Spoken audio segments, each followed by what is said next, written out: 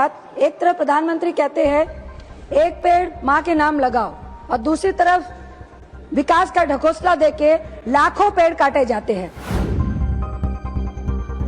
गंगोत्री इसी सदन में आश्वासन दिया गया था, पिछले सदन में सारे मंत्रियों ने, चाहे डिफेंस मिनिस्टर हो चाहे पर्यावरण मंत्री हो, उन्होंने कहा था कि हम देवदार के वृक्षों को नहीं काटने देंगे। रही है कि जो इको सेंसिटिव जोन भागीरथी के गंगोत्री का है, वहां से 6000 पेड़ों को काटने की अनुमति दे दी गई है। पर्यावरण के साथ एक तरफ प्रधानमंत्री कहते हैं एक पेड़ माँ के नाम लगाओ और दूसरी तरफ विकास का ढकोसला देके लाखों पेड़ काटे जाते हैं। मैं फिर से आकर्षित करना चाहती हूँ, चाहे हसदेव हो चाहे उत्तराखंड हो, गंगोत्री इसी सदन में आश्वासन दिया गया था, पिछले सदन में सारे मंत्रियों ने, चाहे डिफेंस मिनिस्टर हो चाहे पर्यावरण मंत्री हो, उन्होंने कहा था कि हम देवदार के वृक्षों को नहीं काटने देंगे।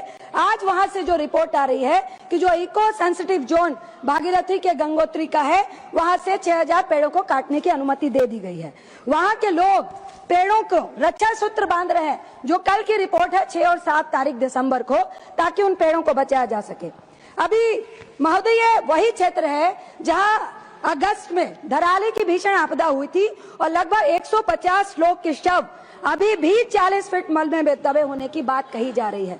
सोचने वाली बात है कि यदि उच्च हिमालय में 4 धाम ऑल वेदर के नाम पर अंधाधुंध चौड़ीकरण कर इतनी भारी तादाद में आप पेड़ और पहाड़ काटे जाएंगे तो निश्चित ही भूसंकलन बढ़ेगा।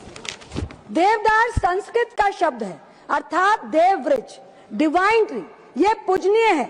यहाँ पे साधु संत इसके नीचे बैठ के तपस्या करते हैं। यही नहीं, ये हिमालय में पावन आध्यात्मिक वातावरण का भी निर्माण करता है। ये जो गंगा के जल को, जो हम कहते हैं ना कि विशेष है गंगा का जल, उसमें जो बैक्टीरिया फास आते हैं, वो देवदार के वृक्षों से जो रिसकर जो तत्व आते हैं, उसके कारण ही बैक्टीरिया फास होता है। इससे अधिक दुर्भाग्यपूर्ण और क्या होगा अध्यक्ष जी, कि पिछले वर्ष से इस योजना पर काम चल रहा है। तब सड़क मंत्री, पर्यावरण मंत्री, जो मैंने कहा कि सदन में आश्वासन दिया कि पेड़ नहीं कटने देंगे, लेकिन तो धरातल में विपरीत हो रहा है।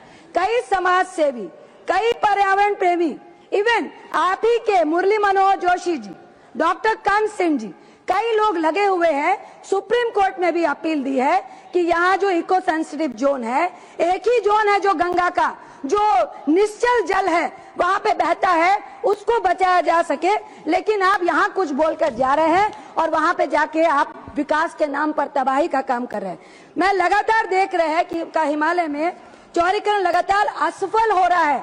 अध्यक्ष जी, ये बहुत सोचनीय बात है कि लगातार हिमालय में चौड़ीकरण असफल हो रहा है। सेना और यानी यात्री भूसंकलन आपदाओं के नीचे आ रहे हैं। आप एक तरफ कहते हैं कि भाई सेना के लिए जरूरत है और सेना का रास्ता ही कई महीनों तक भूस्खलन के कारण बंद रहता है, तो ये किसके कारण, किसकी शय पर इस तरह का विकास आप कर रहे हैं? एक तरफ अभी हमारे माकन साहब कह रहे थे ना, अरावली को। हमसे जुड़े रहने के लिए हमारे YouTube चैनल को सब्सक्राइब करें और नई वीडियो की नोटिफिकेशन के लिए बेल आइकॉन को दबाएं।